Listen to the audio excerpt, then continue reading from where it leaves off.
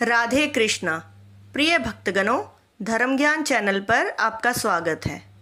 आज इस वीडियो में हम पापानकुशा एकादशी व्रत की कथा सुनेंगे। पापानकुशा एकादशी आश्विन मास के शुक्ल पक्ष की एकादशी को कहते हैं। इस एकादशी का महत्व स्वयं भगवान श्री कृष्ण ने धर्मराज युधिष्ठिर को बताया था। इस एकादशी पर भगवान पद्मनाभ की पूजा की जाती है। पाप रूपी हाथी को इस व्रत के पुण्य रूपी अंकुश से वेधने के कारण ही इसका नाम पापानकुशा एकादशी हुआ है। इस दिन मौन रहकर भगवत स्मरण तथा भोजन का विधान है। इस प्रकार भगवान की आराधना करने से मन शुद्ध होता है तथा व्यक्ति में सद्गुणों का समावेश होता है।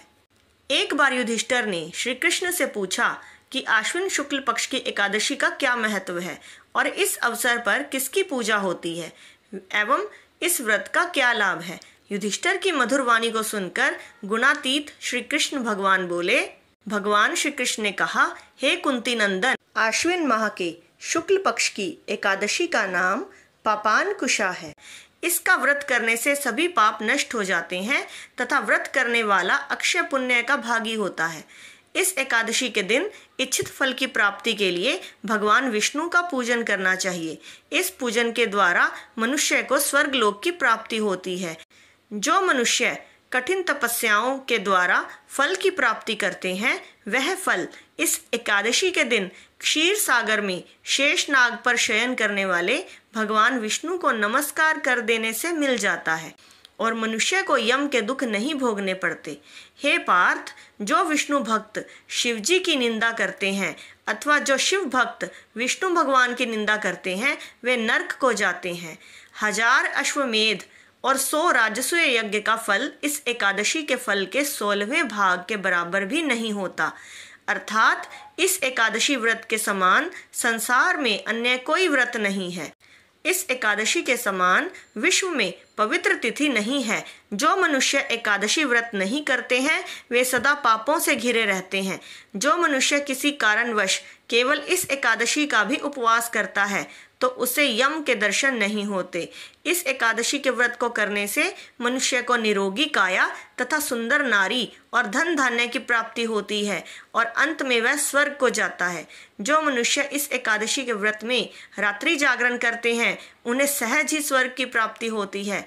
इस एकादशी के व्रत करने वाले मनुष्यों के मातृपक्ष के 10 पुरुष, पितृपक्ष के 10 पुरुष तथा स्त्री पक्ष के 10 पुरुष भगवान विष्णु का रूप धरकर वह सुंदर आभूषणों से परिपूर्ण होकर विष्णु लोक को जाते हैं। जो मनुष्य आश्विन माह के शुक्ल पक्ष की पापनकुशा एकादशी का विधान पूर्वक उपवास करते हैं, उन्हें विष्णु लोक की प्राप्ति होती है। जो मनुष्य एकादशी के दिन भूमि, गौ, अन्न, जल, खड़ाऊं, वस्त्र, छत्र आदि का दान करते हैं, उन्हें यम के दर्शन नहीं होते। दरिद्र मनुष्य को भी यथाशक्ति कुछ दान देकर कुछ पुण्य अवश्य ही अर्जित करना चाहिए।